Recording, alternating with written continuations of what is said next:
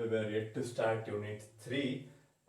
Unit 3 comprises of differentiation and integration, differentiation of a monotonic function, functions of bounded variations, differentiation of an integral, and final concept, absolute continuity. Let me begin with first definition of this unit, which is Vitali covering, and the definition is as follows. Let I be a collection of intervals. Then we say that I covers a set, say E, in the sense of Vitali, if for each epsilon positive and each x in E, there is an interval I in the collection such that x is in I and length of that interval is less than epsilon. So let me see some examples regarding Vitali covering. Coming to the examples, I like to start with the construction of a Vitali cover to a singleton set. In particular, say consider a singleton set, singleton 1, then I will consider a collection I of all intervals 1 minus 1 by n, 1 plus 1 by n, such that n is positive integers. Now, given epsilon positive, I can choose a positive integer n such that n is greater than 2 by epsilon. So that the length of these such intervals will be less than epsilon, along with the set what I constructed or considered 1 will also be in this interval, along with epsilon to be greater than 2 by n. So this is Vitali covering for a singleton set. Also you can observe that this is an open interval, and I can also have closed open interval to be Vitali cover for this set. Next, coming to the next example, I will consider a finite subset of R. Say if E is a finite subset of R, then the question is what would be a Vitali cover of that set, and say E to be x1, x2 and so on up to xm. Now I will consider the collection I to be x1 minus 1 by n, x1 plus 1 by n, x2 plus x2 minus 1 by n, x2 plus 1 by n, and so on, xm minus 1 by n, xm plus 1 by n. So this would be a Vitali cover for the finite subset, say E of R. Again, n are positive integers. So in the previous examples, we saw for a singleton set and a finite subset of R. Now the question is, what if I choose an arbitrary point in the real line? So if x is an arbitrary in R, then I can have an interval AB containing x. So given positive epsilon, I can choose x minus epsilon by 2, x plus epsilon by 2 to be that interval, so that given epsilon to be positive, I can find an interval I with L of length of that interval to be less than epsilon. X is contained in that given interval. So if I consider I to be the collection of all open intervals or all closed intervals or half open, half closed, then such a collection serves as a Vitali cover for real number R. So we got now a general case for a Vitali cover for R, and also note that if A subset of B to be subset of R is the case, then the Vitali cover of B also serves as a Vitali cover of A. In general, Vitali cover of R serves as a Vitali cover of any subset of R. So this is the case in that. Next, we will try to construct Vitali cover for a rational number, say Q, and Vitali cover for Q which is not an open cover.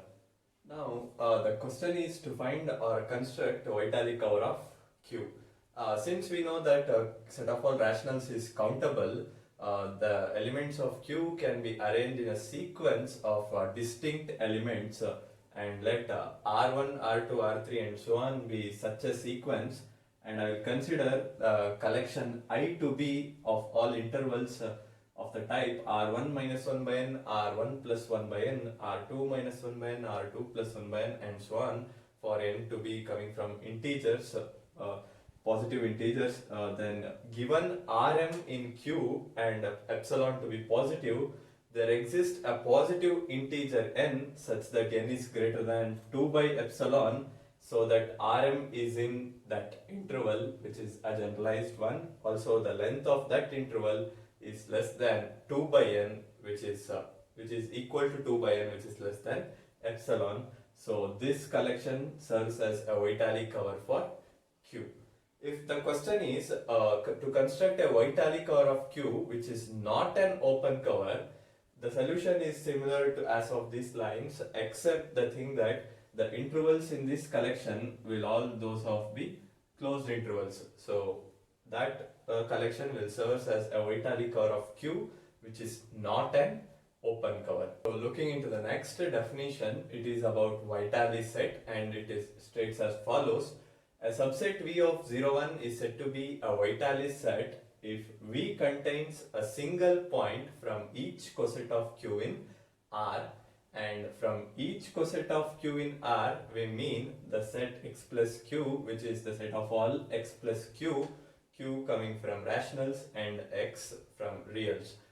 So V is called a Vitali set if V contains a single point from each coset of Q in R. So this is the definition of Vitali set, and you have to note that Vitali set is not measurable, because if I can have a covering of I and Q, that is a covering of rationals and irrationals separately, that is intersecting rationals with infinity 0 and intersecting rationals with the set 0 infinity, and union of these two sets will produce a set which is neither F sigma nor a G delta. So since this is neither F sigma nor G delta, we have this set to be not measurable, so Vitali set need not be measurable. So this is about a Vitali set, and next we have a very important lemma, which is Vitali lemma, and very important as the course of measure theory and as well as examination is concerned. The weightage for this is 10 marks. So have a look at the statement. Let E be a set of finite outer measure and I be a collection of intervals which cover E in the sense of Vitali. So E is a set of finite outer measure and I is a Vitali cover of E. Then given epsilon positive, there is a finite disjoint collection, say I1, I2 and so on up to In of intervals in I such that the outer measure of E minus union of I's is less than epsilon. So this is the statement of Vitali lemma. Let me go on to the proof now. Coming to the proof, it's quite more of theoretical, and starting with, it is enough to prove this lemma for the case that each interval of the collection is closed. If not, we will replace each interval by its closure and hence observe that the set of endpoints, say I1, I2 and In is of measure 0. So let me come again. It is enough to prove this lemma for the case that each interval of the collection I is closed. This is because after replacing each intervals by its closure, we observe that the set of endpoints I1, I2 and so on In has measure 0. In the next step, I will consider an open set of finite measure which contains E. So I am taking an open set, say O, of finite measure which contains E. Since I is a Vitali cover of E, we can assume that each interval I in the collection is contained in O. So I took an open set O which contains E, and since we know that I is a Vitali cover of E, we can have that each interval I of the collection to be contained in O. This is because by the definition of Vitali lemma, we have x to be in a set E, given that epsilon to be positive. By the definition, we have x to be in I and I in I with length of the interval to be less than epsilon. This is by definition of Vitali covering. Replacing now I by its closure, we still have I to be x to be in I, which is contained in the closure of that interval. And again, I bar belongs to I bar, where the closure of this collection is nothing but set off or closure of the intervals I such that I is coming from I. So since x is in the closure, we still have length of the interval which is same as length of the closure of the interval to be less than epsilon. So I can have this now. As said before, I have three important observations till now in this lemma. The one is the members of the collections are closed interval, and the next E is contained in an open set O of finite outer measure, and at the last we have, since I is a Vitali cover of E, we have each member of I to be contained in O. So those are the three observations to be kept in mind. And now we will try to construct a sequence In of disjoint intervals, say by the principle of induction, as follows. Let I1 be any interval in I. Suppose that I1, I2, In have already been chosen. So I am choosing I1 in I, so that I1 and I2 and so on In's are already been chosen. In the sense, if I take I1 to be in I and I check whether E is contained in I1 or not. If so, we are done. That is, if E is contained in I1, that implies E minus I1 is an empty set, so that outer measure of an empty set, as we know, that is 0, which is strictly less than a positive epsilon. So if E is contained in I1, we are done and nothing to prove. If not, that is, if E is not contained in I1, then there exists an X in E such that X is not in I1. So if E is not in I1, I can find an X in E such that X is not in I1. And again, remember that I1 is a closed interval, as it is a member of I, we are choosing closed intervals. And now I will consider the collection, say L of I, such that I is coming from I, and with the property that I intersection I1 is empty. So having X in E such that X is not in I1, I am considering the collection of all length of the intervals such that I is in I and I1 intersection I1 is empty. Now I can have, since I1 is a closed interval and X is not in I1, X is not a limit point of I1. See that I1 is a closed interval, X is not in I1, therefore X is not a limit point of I1. So I can have a neighborhood, say X minus R, X plus R, for R to be positive, such that X minus R comma X plus R intersecting with I1 is clearly empty, since X is not a limit point of I1. Now choosing X to be in E and R to be positive, I can have length of the interval L of I to be less than R. Since this is not a limit point X of I1, I can have, if X is in E and R to be positive, length of this interval to be less than R.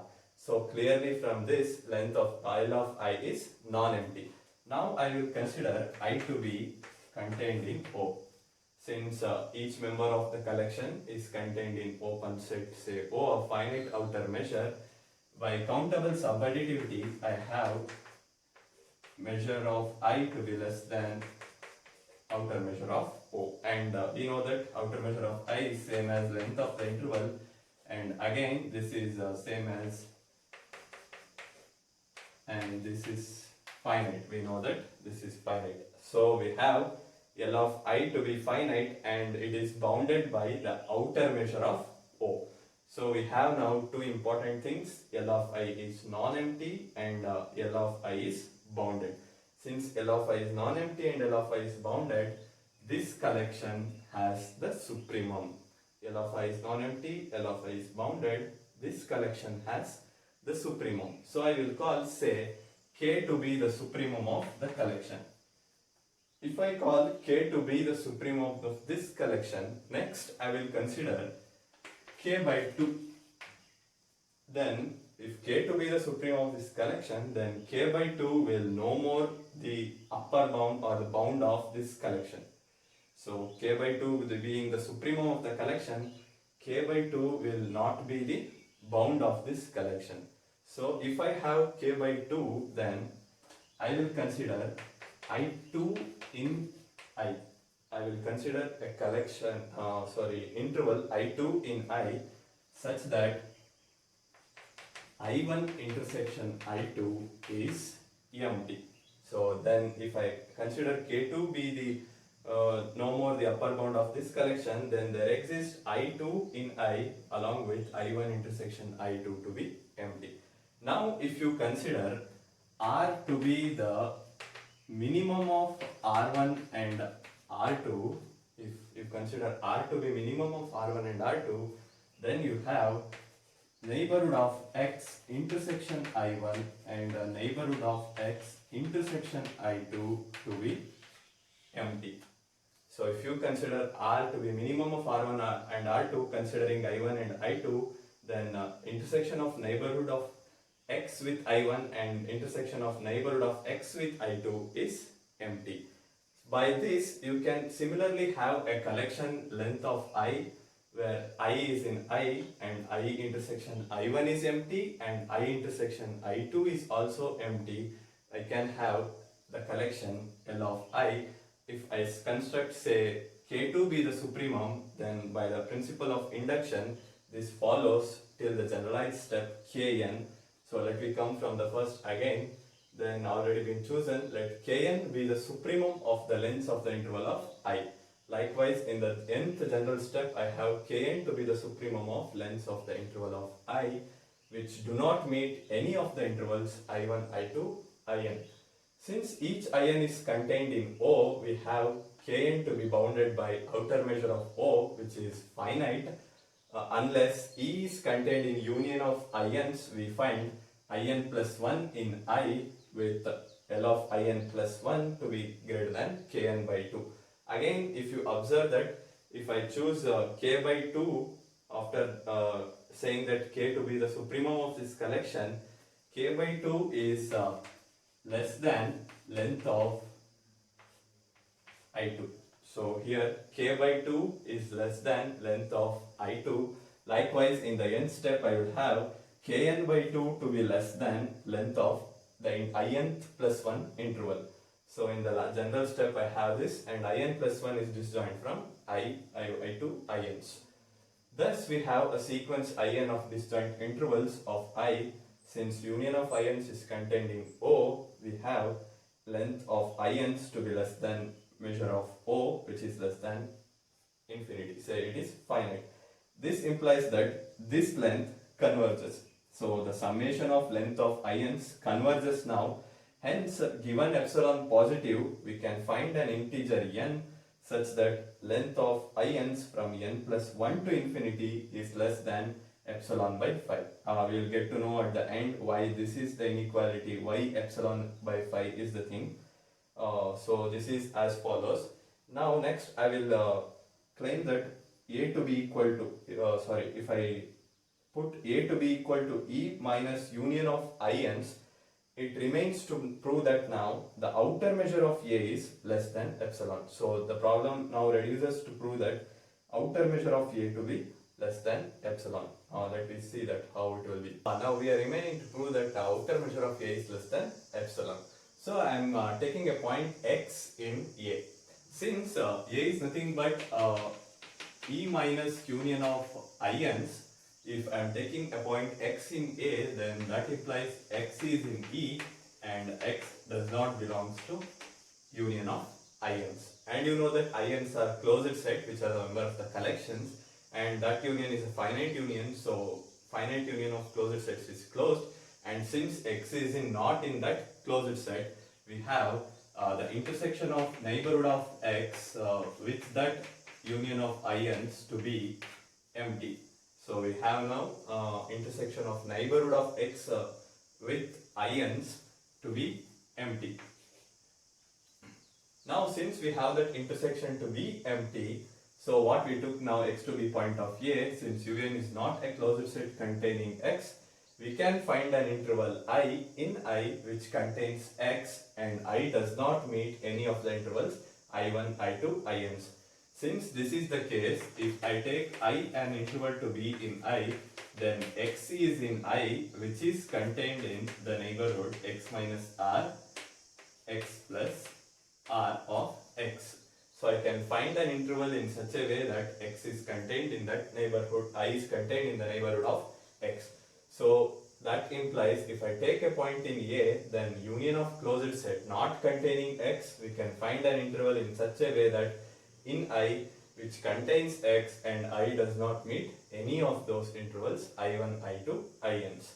And now if I intersection IN is empty, if I intersections IN is empty for I less than or equal to n, we must have this inequality L of I to be less than supremum of the collection, which is less than 2 times length of intervals IN plus 1.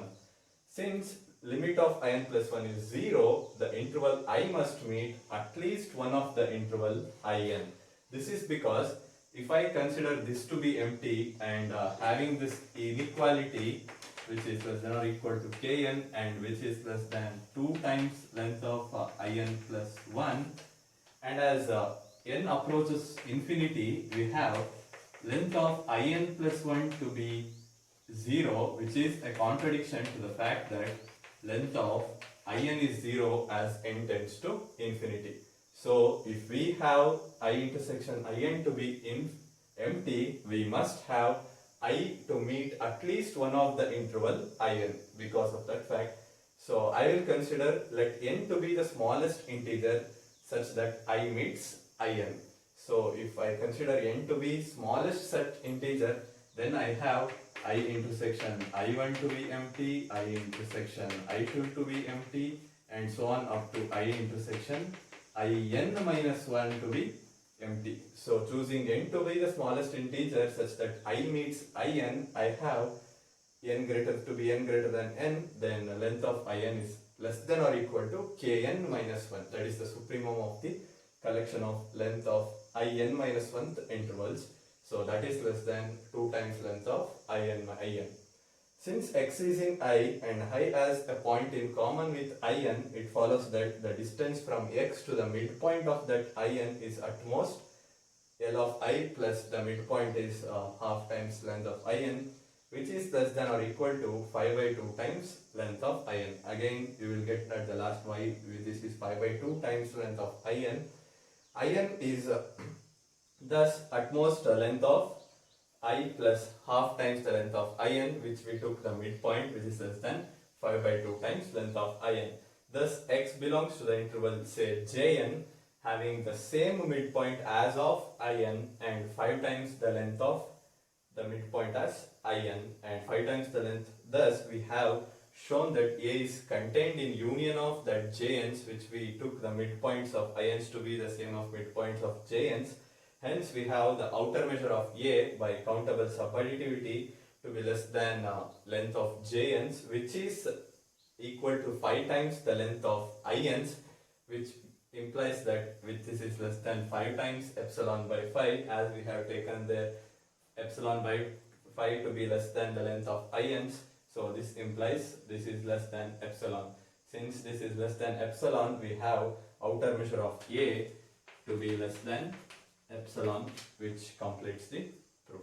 At the last, we have one theorem whose statement is of great importance. Let f be an increasing real valued function on the interval ab. Then f is differentiable almost everywhere. The derivative f dash is measurable, and integral of the derivative over AB is less than or equal to f of b minus f of a. Please come again. F is an increasing real valued function on the given interval AB, then f is differentiable almost everywhere, the derivative f dash is measurable, and integral of the derivative is less than or equal to f of b minus f of a, where this integral is computed over the interval AB. As I said, this statement is of great importance because we are making use of this theorem in many proofs of the upcoming theorems. So this is of great importance, and we are not much concerned about the proof as far examination is concerned, but if you are interested, try to get the proof of this theorem.